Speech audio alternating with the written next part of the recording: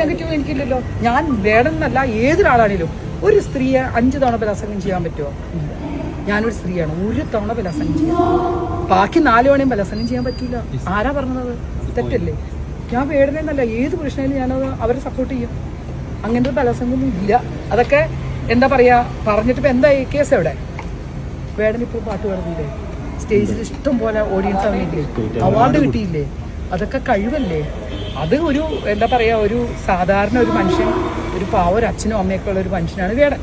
അതിലെ എങ്ങനെയൊക്കെയോ പാടി, കടലമ്മയും വിളിച്ച് പാട്ട് പാടി അവനവൻ്റെ കഴിവ് വലുതാക്കി വന്ന് സ്റ്റേജിൽ ഇത്രയും ജനങ്ങളെ ഉണ്ടാക്കിയെടുക്കാൻ പെടുന്ന പാട് വളരെ എഫേർട്ട് എടുത്ത കാര്യം തന്നെയാണ്. അപ്പോൾ ഇതാണ് നല്ല സംസ്കാരമുള്ള തന്തയ്ക്കും തള്ളയ്ക്കും ജനിച്ചതിൻ്റെ ഫലമാണ് ചേച്ചി കാണിച്ചത്. ആ ചേച്ചി പറഞ്ഞത്, ഇത്രയും ആരോപണങ്ങൾ വന്നിട്ട് കേസ് എവിടെ? ഇത്രയും പ്രശ്നങ്ങൾ വന്നിട്ട് എങ്ങനെയാണ് കേസിൻ്റെ ആ ഒരു നാൾ വഴികളൊക്കെ എവിടെ പോയി? ഒരാളെ എത്ര തവണ പീഡിപ്പിക്കാൻ സാധിക്കും, ബലാത്സംഗം ചെയ്യാൻ